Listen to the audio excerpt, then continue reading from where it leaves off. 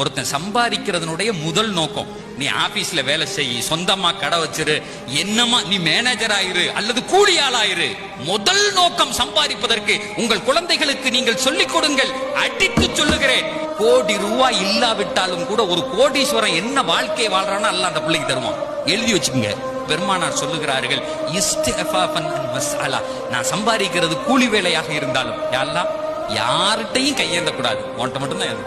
அதுக்கு தான் இந்த சம்பாத்தியம் அப்படின்னு சொல்லணும். எப்படி சொல்லணும்? என் மரணம் வரை நான் பெற்ற பிள்ளையிடத்தில் கூட எனக்கு இது வேணும் கேட்க கூடாது, நீ தண்டா போதும். சொல்லி பாருங்களேன், கடைசி நேர தண்ணி வரை உங்களுடைய வாயில் இறைவன் ஊற்றுவான்.